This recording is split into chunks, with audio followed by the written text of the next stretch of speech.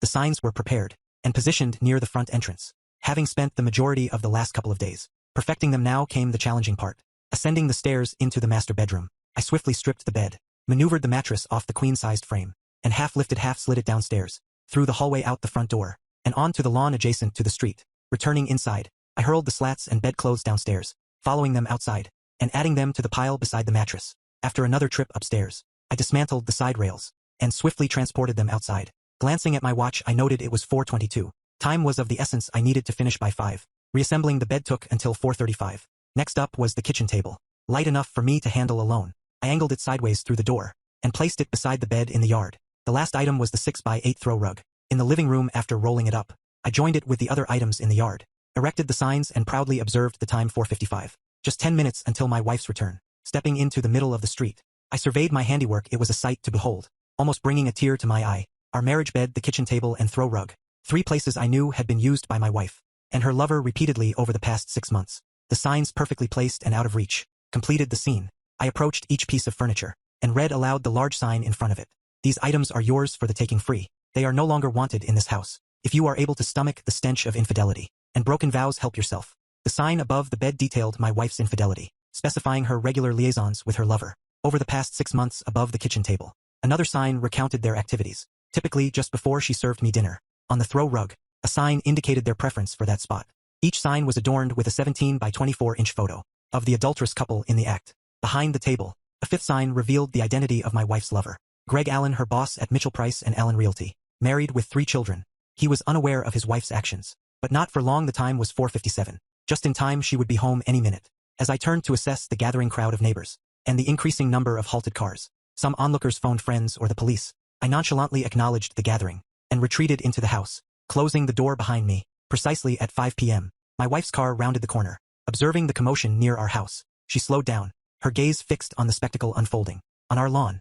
I imagined her focusing on the furniture and signs, particularly the large photos of her and Greg Allen, engaged in their illicit activities, their expressions captured in moments of lust and pleasure, even with her car window between us. Amidst the crowd of 40 or 50 onlookers, I still heard her desperate cry, "No, oh God, no." Finally, her gaze shifted from the signs to the front window of our house, where she spotted me standing. We locked eyes. She appeared devastated. Her complexion drained, tears streamed down her cheeks. It seemed as if she was questioning me, mirroring my own bewilderment. I observed her for a moment before turning away, drawing the curtain shut behind me. Perhaps now is the time to recount how my wife, Sherry, and I ended up in this tragic situation. My name is Jack Meyer. I met Sherry during our junior year of college, introduced by a mutual friend. Instantly, I was captivated.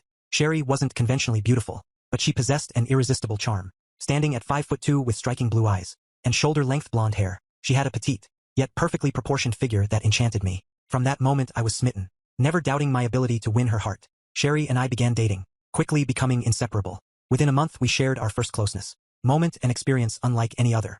I was consumed by my love for Sherry, unable to get enough of her. Though we were not maidens, our passion for each other was all-consuming. Every moment together was blissful, every touch electric. Our love deepened over the years. After graduating, we married and settled into our first home, a condo in Van Nuys. Sherry pursued a career in real estate, while I found work in electronic manufacturing. We built a life together that I believed to be perfect. For the next 13 years, we shared an idyllic existence, first in our condo and later in our dream home.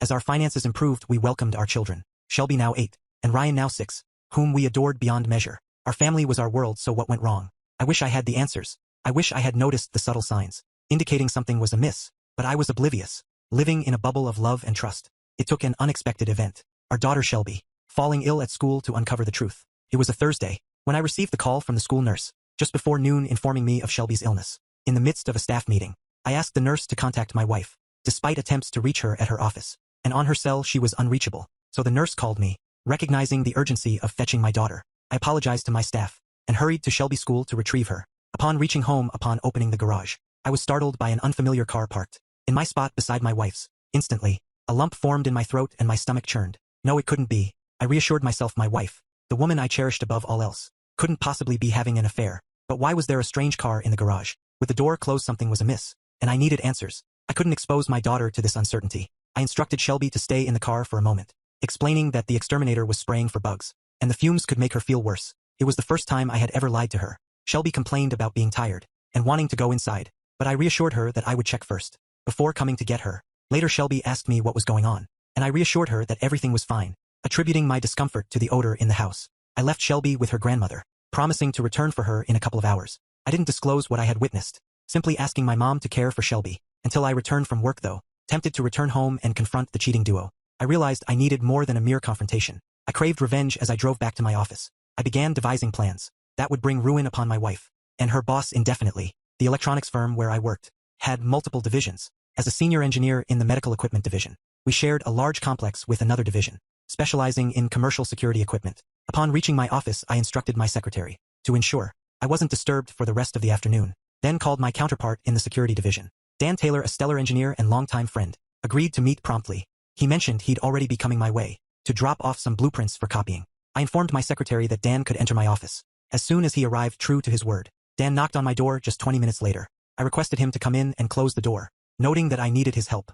Dan remarked that I looked like I had seen a ghost, to which I responded by recounting the shocking discovery I had made earlier. I explained to Dan that I had caught my wife and her boss having an affair in our house, specifically in our bedroom. Despite the disbelief, I assured him it was true, detailing how I found them together. When I came home to pick up my daughter from school, I refrained from confronting them at the moment, prioritizing my daughter's well-being by having her wait in the car, while I quietly left and took her to my mom's house. Dan expressed his sympathy and asked about my plan moving forward. I admitted uncertainty, but emphasized the need for evidence, mentioning my intention to gather audio and video recordings of their encounters. I sought Dan's assistance in acquiring security cameras and microphones to discreetly place around the house. Dan questioned the certainty of there being a next time, suggesting that the incident might have been isolated. However, I dismissed this possibility, citing conversations between my wife and her boss about regular rendezvous over the past 6 months. I explained my reasoning, noting the lack of alternative locations and the convenience of my empty house during work hours. After a few more minutes of discussion, we delved into the details. Dan mentioned having access to a new beta line of wireless, miniature cameras and microphones, compatible with my laptop or home computer. Additionally, he had a small voice-activated recorder I could discreetly place under Sherry's car seat to capture any conversations she might have. While driving, it would only record her side of the conversation, but it was better than nothing. I expressed gratitude and informed him I collect everything from his office. The following day, returning home that evening proved to be the most challenging task I'd ever faced. I wasn't sure if I could face my wife and pretend nothing had happened. I decided the best course of action was to make Sherry believe I wasn't feeling well, which was true. I retrieved Shelby from my mom's, and upon arriving home, Sherry was preparing dinner in the kitchen. Upon seeing Shelby with me, she grew frantic. I questioned Sherry about her whereabouts and why she hadn't informed me about Shelby's illness, mentioning that I received a message from the school nurse. On the answering machine, Sherry explained that she must have accidentally turned off her phone while showing houses and had been busy all day. I couldn't help but think cynically that she was likely preoccupied with her affair with her boss instead of attending to our daughter. Despite this, Sherry hugged Shelby and apologized before helping her to bed. I acknowledged that despite her flaws, my wife did love our kids, and it seemed I was the obstacle to her happiness. Sherry then returned to the kitchen to prepare soup for Shelby and finish dinner for the rest of us. Feeling unwell myself, I informed Sherry that I would sleep in the guest room that night just in case I was contagious. She noted that I felt clammy and looked pale. Silently, I acknowledged the irony of feeling unwell after discovering my wife's affair. Without responding, I headed upstairs, initially dreading entering the master suite, but needing my grooming supplies, toothbrush and work attire for the next day. So I forced myself into the room. A window was open, and the scent of lovemaking had dissipated. The bed was neatly made. She must have changed the sheets. Pained me to look at it. All I could envision was her boss having lovemaking with her, whispering sweet nothings about belonging to him. Alone forever, anger surged within me, but I suppressed it. I needed to remain composed until I could unleash havoc upon them both, and I would, that much was certain. I gathered my necessities and retreated to the guest bedroom, shutting the door behind me. I stripped down to my underwear and slipped into bed. My body felt rigid. I wanted to weep, but I stifled the urge. I had a mission to accomplish, and I couldn't allow emotions to interfere. For hours I lay in the darkness, sleep evading me. After tending to the kids and putting them to bed, my wife entered the room. I pretended to be asleep. She pressed her palm against my forehead before exiting the room, shutting the door behind her. Sherry typically handled taking the kids to school, so I rose early, showered and left the house before her awakening. Probably struck her as odd, but I could simply attribute it to needing to compensate for lost time from yesterday. When I felt unwell, frankly, I didn't care much about her opinion at this point. I just wanted to be free from what, until yesterday, I believed it was a blissful marriage, founded on lifelong loyalty, honesty and commitment. How painfully mistaken I was. Arriving at work before the rest of the staff, I brewed a pot of coffee and began outlining my strategies. I realized I needed to cancel our shared credit cards, transfer half of our joint accounts to a separate bank, under my sole name, alter my will, life insurance and 401k beneficiaries, removing Sherry and naming only Shelby and Ryan. It felt like such a trivial effort to dissolve the last 13 years of my life. It should have been more challenging. Deep down, I suspected it would become harder at some point. I also understood the necessity of securing a competent divorce attorney to protect myself from Sherry's potential exploitation.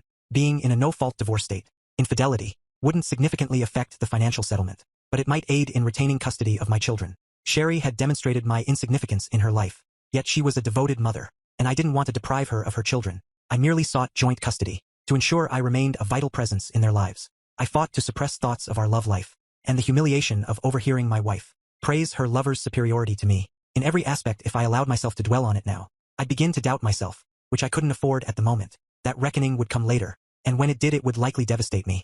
With my to-do list complete, I phoned Dan's office. He assured me everything would be ready by noon, and offered to assist me in installing and operating the equipment. As I attempted to focus on clearing paperwork from my desk, I noticed Sherry's call on my cell phone. Despite her typically affectionate tone, her voice only fueled my anger. This time Sherry expressed concern about my well-being, mentioning that she hadn't been able to check on me before I left that morning. I responded vaguely, stating that I needed to clear my head. She suggested an idea to make me feel better that evening, but internally I couldn't help but feel resentful and deceived by her lies. However, I kept my response neutral, indicating that we would see. Sherry commented on my apparent lack of interest, to which I replied that I was preoccupied rather than uninterested. We agreed to meet at home by 6, and she reassured me that she would be in the office all day. If I needed to reach her, I phoned Dan, who confirmed everything was prepared, instructing me to meet him at the loading dock entrance. We loaded all the equipment into Dan's van, and with both of us working on the installation, we had it all set up and tested by 3:30. Then we installed the software on my home office PC and configured a secure folder to collect and store everything captured by the cameras and microphones. We strategically placed bugs in the living room, kitchen, guest bedroom, and notably the master suite, ensuring the latter had 4 cameras to capture nearly every activity. As an additional measure, we installed a camera and microphone in the master bathroom, just in case the couple decided to shower together. After their encounter, the system was motion activated, with the cameras triggering the microphones. I was prepared. That night was exceptionally challenging for me. After dinner and once the kids were asleep, I followed my wife to our bedroom. I turned away from her and pretended to fall asleep. Sherry noticed the change in our usual routine and asked if everything was all right. I expressed some insecurities about whether I was enough for her, to which she reassured me that I was more than enough, and that she couldn't bear anything happening to me. She emphasized that I was her perfect lover. Despite her reassurances, I remained distant and brushed off her concern, stating that nothing was bothering me. I feigned exhaustion, closed my eyes, and attempted to sleep. Later I heard Sherry softly crying. I felt no sympathy for her, but I pondered whether her tears stemmed from shame for her actions or from feeling mistreated by me again. I rose before her and seized the chance to place the voice recorder beneath the seat of her car. I also reviewed the video and audio recordings from the installed equipment, confirming that everything from the previous night was captured clearly, even in the dim nighttime conditions of our bedroom. Initially Sherry was a bit curt, mentioning that I had said some hurtful things the night before. Then she gave me a quick kiss on the cheek, and her demeanor shifted to cheerful. Perhaps it was due to her afternoon plans with her boss. I poured her a cup of coffee and informed her that I'd be locked in my office all day. She mentioned having to show several homes that afternoon and expressed confidence in making a significant sale, but assured she'd be able to pick up Shelby and Ryan after school. With a peck on her cheek, I headed towards the garage door. Sherry reminded me that I had forgotten to say, "I love you." She emphasized how important it was for her to hear those words from me every morning. I apologized, explaining that there was a lot on my mind, but Sherry insisted that it was important for her to hear those words. I promised not to forget in the future, and with that I left. Yeah, I'll tell some girl how much I love her, if and when I ever find another girl I can trust enough to fall in love with. The intel Sherry provided about showing homes all afternoon led me to think she'd probably be with her true love. I hoped so. I was tired of games and wanted this ordeal done. I spent the morning working in my office, but kept glancing at my watch. Finally, at noon, I told my secretary I'd be gone for a few hours, and put my plan in motion. I borrowed a company van, and parked across from my house, waiting to see what happened. It wasn't until nearly 1 o'clock that I saw Sherry's car arrive, open the garage door and park in her usual spot. When she entered the house without closing the garage, I figured she was either leaving again, or expecting someone. 10 minutes later, I realized she was expecting someone, as the same car from the day I caught them pulled into the garage, taking my place. Just as he had taken my place in my wife's life, I saw him get out of the car and the garage door closed. I had to give it to them. They had the nerve to meet in my house, in my bed, to carry out their affair. It just proved they thought they wouldn't get caught, or didn't care. Well, they'd soon find out they were wrong. They were caught, and I'd make sure they both cared. With this final proof of my wife's infidelity, and knowing I'd soon have all the visual proof I needed of their affair, I finally let the tears fall. For 13 years, I was convinced my loving wife would never cheat on me, just as I'd never cheat on her. With the tears came doubts. Was he a better lover, maybe better looking? But neither of us was exceptional. Why risk our marriages? I desperately wanted to confront them, but why? What would it achieve? I'd catch them, but I'd already done that once. Would I feel better by confronting her lover? Yes, but I'd likely go to jail by this time. Neither of them were worth it. My only worry was how this would affect my kids and his. As I was prepared to confront him, Just as he had confronted me by 2:30, they must have finished, as the garage door opened and he left. 15 minutes later my wife did the same, closing the garage door behind her. I knew she'd return home with the kids by 3:30, so I quickly parked in the garage and made my way to my home office. I didn't want to review all the footage, just ensure the evidence was safely on my hard drive. After 10 minutes I'd had my fill. It wasn't an exact replay of their previous encounter, but it was explicit. They began by having lovemaking on the kitchen table. Where I eat they joked about how many times. They wondered if I'd ever realize I was dining. Where he had been closeness with her so often. Then they moved to our bedroom, though not before her lover suggested using my daughter's room for a change of scenery. My wife adamantly refused, stating it was off limits to involve their kids' rooms. At least she seemed to have some principles, just not concerning me in the bedroom. They resumed their activities.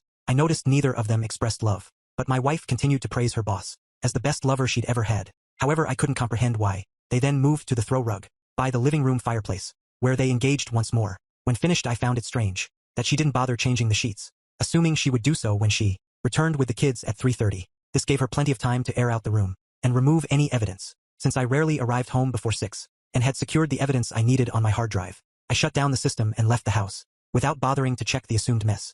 On our marriage bed I'd seen enough, and although my heart was hardened against my wife, I still felt sick inside, a sickness soon replaced by burning anger and hatred. I may have even smiled, knowing the hell I was about to unleash on their cheating heads. Back at work I briefed down on everything. Like me, he couldn't comprehend how a supposedly loving wife like Sherry could do what was now clear. Not only did she break our sacred vows, but she also went out of her way to humiliate me, to her lover always affirming his superiority. All these thoughts plunged my soul into a deep abyss of pain and despair from which I knew I had to emerge. To complete my task of destroying them both, I needed to find a good divorce lawyer, and Dan suggested contacting the law firm the company used for recommendations. I spoke to a corporate lawyer there, who gave me 3 names of divorce lawyers, known for protecting husbands' rights. The first one was retiring and not taking new clients, but the second one agreed to meet me the next afternoon. At 3, with that settled, I resolved to handle canceling credit cards, changing beneficiaries, and transferring funds the next morning. When I returned home that night, Sherry was in the kitchen preparing dinner, while the kids did their homework in their rooms. She wore a yellow sundress and looked beautiful. For a moment, I thought my heart would break all over again. She was smiling and seemed so happy. I assumed it was her usual post-afternoon delight mood. She greeted me and asked about my day, mentioning that hers was great due to making a sale. I responded with mild interest, aware of the reason behind her happiness. I asked if anything else notable happened that day, or if she met any interesting people, to which she denied, stating that she was focused on work, to return home to her family, despite her reassurance. I couldn't shake the suspicion of her affair. As I headed upstairs to change clothes, while changing I noticed the sheets had been replaced, and the room aired out upon returning to the kitchen. I mentioned the water on the shower floor, and asked if she had showered that afternoon. She appeared startled and denied it, suggesting a possible clogged drain. I speculated about the possibility of someone sneaking into the house for a rendezvous, and showering afterward, which seemed to unsettle her. She attempted to brush it off with humor. As dinner progressed, conversation was minimal. I surprised Sherry by switching seats with her, prompting her to question the change. I explained it as a desire for a change of scenery. She appeared puzzled and ate little, mainly moving food around on her plate. During dinner the kids talked about their day, but Sherry and I mostly listened, making occasional comments. After we all helped clean the dishes, I returned to my office to work on my project. I reviewed footage from that day, and selected suitable stills to turn into photographs, which I downloaded to a photo file for printing. Next I carefully crafted wording for the signs I would create with the photographs. All that remained was to visit my lawyer, to initiate the divorce, get my finances in order, and await the next visit from my wife and her lover. When I finally went to bed that night, Sherry was already asleep, or at least pretending to be. I was fairly certain my actions that evening had given her something to ponder. Not that it mattered. There was nothing she could say or do to change my mind about divorcing her for her infidelity, and there was a small silver lining in the fact that I believe I'd managed to make her at least somewhat uneasy. Today was Tuesday, and she had mentioned making another sale on Thursday, so I took that as a signal that she and her lover would be meeting on that day. That would also mark the day I brought them down. The following morning I rose early again, showered and left before Sherry woke up. I had a lot to accomplish, and wanted to allocate as much time as possible. To get it done, my lawyer appointment wasn't until 3, so I had plenty of time to handle all the financial matters. First I visited HR, where I changed the beneficiary on my life insurance and 401k from Sherry to Shelby and Ryan. I received some odd looks from the woman assisting me, but I didn't feel obligated to explain my actions to her or anyone else. Next I canceled all our joint credit cards and obtained new ones in my name alone. Then I proceeded to the bank, where I transferred half of the funds from our joint checking and savings accounts to another bank in my name. I knew I needed to address our home, but I presumed the courts would allow Sherry to stay there with the kids, so I postponed action on that front until I consulted with my lawyer. The 3 I met with my lawyer, finding him to be agreeable enough. He cautioned me that since we were in a no-fault state, Sherry would likely get custody of Shelby and Ryan, and I'd lose the house and half of everything else to my wife. even with proof of her infidelity. I instructed him on how I wanted the petition written, and when he expressed doubt about my chances of taking nearly everything from her, I reassured him I was confident I could persuade her to agree to whatever I wanted. He wasn't pleased, but he complied with my demands, assuring me he would have everything prepared for her to be served Friday morning. I also had him draft papers to file against her boss and his company for intentionally wrecking my marriage. Those documents would also be ready by Friday morning. I was prepared when I returned home that evening. I kept my demeanor cool toward Sherry. Frankly, I had reached my limit and just wanted the whole ordeal to end so I could move on with my life. I knew there was still a lot of pain and heartache ahead, but I acknowledged there was no turning back. Besides, I'd finally be sharing the anguish and misery with my unfaithful wife and her despicable lover. After a subdued dinner with minimal conversation, I retired to my study, printed the photos of the lovers I intended to use, and crafted the signs without interruption. I also found time to compose a letter to Greg Allen's wife enclosing prints of the large photos I planned to use on the posters, informing her that I had plenty of video evidence to provide her in case she decided to divorce her husband, as I was divorcing mine. Shortly after 11, I went to our bedroom to ensure Sherry was asleep, then made my way to her car, retrieved the voice-activated recorder from beneath her seat, rewound it and listened to its contents. I overheard one side of a conversation that sounded like it was with Greg. The caller expressed gratitude for their time together that afternoon and mentioned missing Greg. After they were together, they discussed the idea of spending a whole week together and fabricated a story about a real estate convention they must attend. The caller mentioned having to give Jack occasional attention to keep him happy, but expressed a desire to be exclusively with Greg. They confirmed plans for Thursday afternoon and ended the call. I was taken aback to discover that her words didn't sting as much as they had in the past. Perhaps there was still hope for me after all. Little did she realize how soon she would belong solely to him forever, and the knowledge that I was just one day away from dismantling their comfortable lives filled me with a sense of satisfaction. Revenge, I was realizing, wielded formidable power. I swapped out the tape with a fresh one and returned the recorder under her seat, hoping it would capture evidence of her anguish. The next day, when her world crumbled, I hardly slept a wink that night, not because I was heartbroken. I had surpassed that. No, my sleeplessness stemmed from the anticipation of everything I hoped would unfold. The following day, for the last time, I rose from bed while Sherry continued to slumber. I stood gazing at the woman who had once been my love, the mother of my children, the woman I had imagined spending the rest of my days with. Tears welled in my eyes as I realized I had shared my bed with her for the final time. Never again would our bodies entwine in passion. Never again would we cuddle or discuss our future. Our future was non-existent, and as I turned away from her and departed, pondered whether she comprehended the toll she was about to pay. For betraying me, she likely didn't, but she would soon learn. After showering, I left the house, stopped for breakfast at a diner, then briefly swung by work to inform my secretary of my absence for the day. I phoned Dan and briefed him on the impending events. He wished me luck, cautioned me to be cautious, and requested that I keep him updated on the proceedings. I made a brief visit to my lawyer's office to ensure all was in order for serving my wife and Greg Allen the following day. Following that, I called my wife to arrange picking up the kids from school. My mother had expressed a desire to have them for the long weekend, since they had no school on Friday. Thus I planned to swing by the house around 3:45 to gather some belongings and transport the kids directly to Mom's. She enthusiastically approved, even suggesting we spend Saturday in bed together. In her most seductive tone, I agreed nonchalantly before ending the call. I had reached a point where I couldn't tolerate her deceit any longer. I took my time returning home. By 12:30 I was parked nearby, awaiting the imminent events. My car was mostly concealed from view, but I had a clear line of sight to any vehicle entering my driveway. I didn't need to witness the garage door's movements. My wife and her lover were nothing if not predictable, and I was familiar with their routine. At 12:50 Sherry's car rolled into the driveway, followed 5 minutes later by Greg Allen's. The trap was set and I was poised to ensnare them. I should have felt anguish, knowing my wife and her boss were engaging in pleasure in our marital bed, while I waited around the corner for them to finish. Yet she had lost her ability to inflict pain upon me. It was astonishing how composed I felt as I envisioned the activities I knew they were engaging in together. It was almost reminiscent of recalling a low-budget adult film lacking in substance, but with a satisfying conclusion. Around 10 minutes to 3, I observed Allen's car reverse out of the driveway and depart. 10 minutes later, Sherry followed suit, sweet as she drove off. I observed her applying fresh lipstick. Once they were out of sight, I pulled into my garage and shut the door. With limited time on my hands, I headed to my office and reviewed the footage from that afternoon's encounter. Everything was captured, including the hurtful insults about his superiority in bed. Compared to me, however, this time their words didn't affect me. After ensuring the footage was securely stored on my hard drive, I spent the next 10 minutes carrying my handcrafted signs, adorned with their photographs, upstairs and positioning them near the front door for easy access. Then, I packed essentials, like a toothbrush and clothes for Shelby and Ryan, into my car. The only remorse I felt about my impending actions was for the pain I was about to inflict on my beloved children. Yet I found solace in knowing I hadn't caused the pain of their parents' separation. That responsibility rested solely on their mother's shoulders. She chose to engage in a prolonged affair, ultimately tearing our family apart. At 3:15 I drove to their school, and was waiting when the final bell rang. To pick them up, I informed them they'd spend the weekend with Grandma, which thrilled them given her penchant for spoiling them. 45 minutes later, I dropped them off and returned home, ready to set my plan in motion, and thus we come full circle to where we began. A bed table and rug displayed on the lawn, adorned with signs, watched by neighbors awaiting Sherry's return.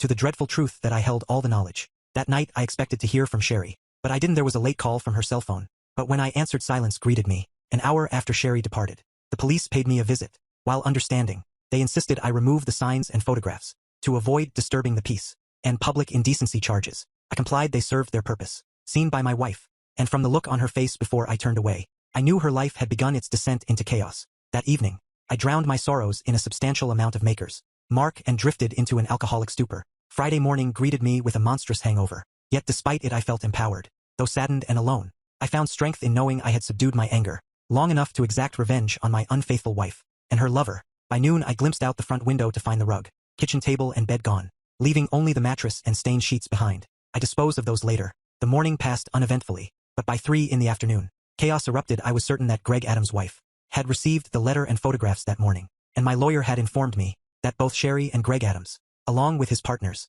had been served at their workplaces. He recounted how Sherry collapsed in tears upon being served, while Greg Adams disregarded her, unleashing threats against me. His partners retreated behind closed doors for 15 minutes before emerging to present Sherry with her final check, and informing Greg that his partnership was terminated. When he informed them of his refusal to sell to them, they cited their corporate bylaws, morality clause regarding love, fraternization with staff members. This provision empowered them to sever all ties with him and his mistress. Concurrently, the receptionist at the front desk relayed that his wife was on the phone, urgently requesting to speak with him. She had received a letter in photos I had sent, informing him not to return home, and notifying him of her intent to file for divorce. The following day later, I was informed by one of the agency employees' husbands that after Adams was escorted out of the building, everyone turned their backs on my soon-to-be ex-wife. She remained on the floor for about 30 minutes, crying inconsolably. Eventually she gathered herself enough to leave, though no one knew her whereabouts. The next day, Sherry finally called me sounding distraught. She inquired about the children, and whether they knew about the situation. I assured her they were safe at my mother's, and wouldn't hear the details from me. She thanked me for my discretion, and asked to retrieve some belongings, to which I agreed, offering to leave for a few hours. She requested to stay and talk, but I declined, leading to more tears from her. She pleaded for my understanding, expressing remorse, and claiming she never intended to hurt me. He left a here apology, questioning how she could claim innocence when she had expressed love and longing for her lover, comparing him favorably to me. I accused her of betraying me with her words to him, saying I had recordings of her confessing these feelings. Despite her denial, I insisted that her words were recorded, and nothing she said could change how I felt about her. She professed her love for me, claiming she had always loved only me, and didn't understand why she said those things. To Greg, she explained that she had done it to boost his ego, because he complained about his wife. I questioned her explanation, pointing out that she had torn me down to him, and had love making with him for 6 months. She insisted she never meant to hurt me, and didn't mean any of it. When I pressed her for an explanation, she admitted that it felt dirty with Greg, and that she felt she should be dirty with him, keeping it separate from what she had with me, which she described as loving and clean. I expressed disbelief at her actions, and called her sick, admitting my own foolishness for not seeing it sooner. She begged for a chance to make it right, insisting that she loved only me and belonged to me. She pleaded for forgiveness, and offered to come to me immediately, begging me not to leave her. I informed Sherry that I no longer loved her, and that she was the one who left me. I condemned her actions with Greg over the past 6 months, stating that her behavior proved she didn't love me. I expressed disgust towards her, and eagerly awaited her departure from my life. I rejected any possibility of reconciliation, expressing my disdain for her. After what she had done with Greg, I emphasized that any future interaction would only be for the sake of our children, whom she had also damaged. I explained that, while I wanted to spare our children pain, I had no intention of sparing her any consequences for her actions. I wanted her to feel the same pain she had caused me, and Greg's wife. When she questioned why I told Greg's wife about their affair, I retorted that what she and Greg did was unfair to me and our children. I justified informing Greg's wife by highlighting the destruction of my family, the betrayal of our marital vows, and the need for Greg's wife to know the truth. Sherry expressed her desire to fight for our marriage, stating that she didn't want a divorce. I responded by saying there was nothing left to fight for, and that I would rather die than remain married to her. I accused her of being delusional and out of her mind. She urged me to read the divorce petition. She served me with claiming that if I agreed to joint custody for our children, I could stay in the house and receive half of our assets. However, she threatened to share the videos of her affair if I didn't agree to her terms. When I doubted her willingness to follow through with the threat, she insisted that she could and would do it. Out of hatred towards me, she pleaded with me to sign the divorce papers, but I remained firm in my decision. In the end, she begged me to sign the papers, but I refused, insisting that she should sign them instead. After hanging up on her, Sherry signed the divorce papers, and the divorce was finalized in 6 months. She now lives with Shelby and Ryan in our former home, while I reside in a nearby condo. Despite the divorce, we remained in the same school district to minimize disruption for the kids, although they still felt the pain of the breakup. Shelby disclosed that their mother acknowledged her mistake, accepting that our marriage couldn't overcome it. However, we reassured the kids that we would always be there for them. As for what Sherry told her parents and sister about the breakup, I'm uncertain, but they still communicate with me, indicating she likely didn't place blame solely on me. My mother perceived the divorce as something neither Sherry nor I could move past. I had the chance to retrieve the audio recorder from Sherry's car one last time, capturing a memorable conversation. She called Greg and thanked him for their time together, expressing concern about my suspicions, and suggesting they pause their affair temporarily. Upon arriving home, she discovered signs and photographs, revealing my knowledge of her infidelity, leading to her panic and realization of the consequences. She called Greg in distress, informing him that I knew everything about their affair, and broke down into tears. It's been over a year